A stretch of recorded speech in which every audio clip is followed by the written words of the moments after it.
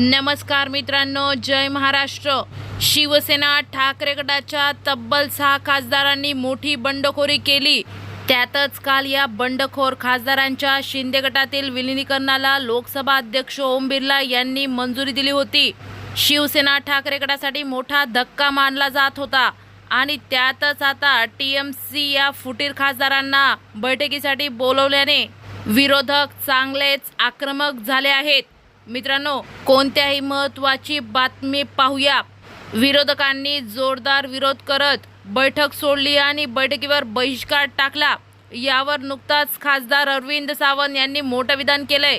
अरविंद सावंत यांनी म्हटले की सरकारने बैठक बोलवली होती, त्या बैठकीत तृणमूल काँग्रेस आणि आम्ही आमच्या पक्षाकडून लोक बाहेर पडले। तृणमूल काँग्रेसची संख्या 28 केली आणि जी 20 जण होती त्यांना आम्ही वेगळी बसण्याची सुद्धा व्यवस्था केली होती। ते ज्या पक्षात गेले तो पक्षच कुठे मुळात अस्तित्वात आहे की नाही माहीत नाही, याचा मुद्दा वेगळा आहे आणि आमचा मुद्दा वेगळा आहे। आमच्या मुद्द्यात त्यांनी सुरुवात अशी केलेली आहे की 6 जणांना आम्ही ॲप्लिकेशन मान्य केले, पण ॲप्लिकेशन हा शब्द कायद्यात कुठेही मान्य नाही। घटनेमध्ये अशी कोणतीही तरतूद नसताना अशा लोकांना मान्यता देणे गैर आहे आणि म्हणूनच आज आम्ही सर्वांनी या बैठकीवर बहिष्कार टाकलाय। सर्वपक्षीय बैठकीतून विरोधक बाहेर पडले आहेत। या सर्वपक्षीय बैठकीत सर्वच प्रमुख नेते पोहोचले होते। काँग्रेस, शिवसेना, ठाकरे गट, राष्ट्रवादी काँग्रेस पक्ष सर्व पक्षाचे नेते बैठकीला पोहोचले होते। मात्र बैठकीला सुरुवात होताच त्यांनी या बैठकीवर बहिष्कार टाकला। सर्व विरोधी पक्षाच्या नेत्यांनी बैठकीतून बाहेर येण्याचा निर्णय घेतला आहे।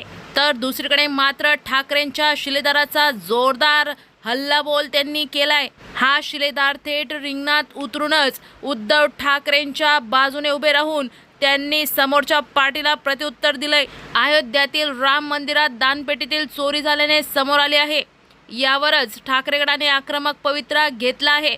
उद्धव ठाकरेंकडून अनेक ठिकाणी आंदोलन केले जात होते। भाजपचे नेते ठाकरेंच्या या आंदोलनावर टीका करत आहेत। जैन मुली निलेश चंद्र यांनी देखील ठाकरेंना डिवचलं होतं। आता याला प्रत्युत्तर ठाकरे गटाकडून देण्यात आलंय। अखिल चित्रे यांनी ट्विटवर एक फोटो पोस्ट करत निलेश चंद्र यांच्यावर सळकावून टीका केली आहे। जैन मुली निलेश चंद्र यांनी उद्धव ठाकरे यांच्या रामरक्षा आंदोलनावर बोलताना म्हटले होते की उद्धव ठाकरे यांना ज्यावेळी हनुमान चालीसा वाचण्याची शक्यता होती त्यावेळी त्यांनी नवनीत राणा यांना 14 दिवस तुरुंगात धाडलं।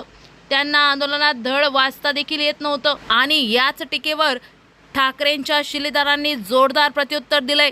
जैन मुनी निलेश चंद्र यांच्या या विधानावर बोलताना ठाकरेंच्या शिवसेनेचे अखिल चित्रे यांनी म्हटलं की ज्या कुत्र्यांनी चढावा चोरी होत असताना भुंकायला पाहिजे होतं ते आता चोरी पकडल्यानंतर का भुंकत आहे।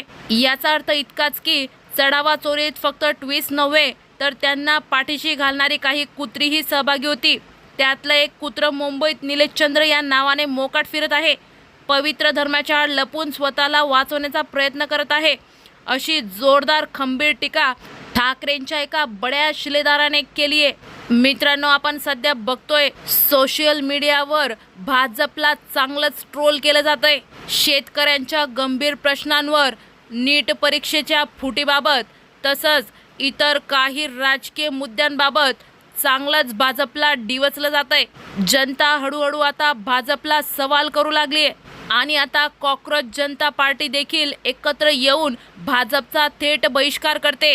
त्यामुळे येत्या निवडणुकीत नक्कीच भाजप हारेल की जिंकेल यावर तुमचा निर्णय काय हे कमेंट बॉक्समध्ये नक्की कळवा। जय हिंद, जय महाराष्ट्र।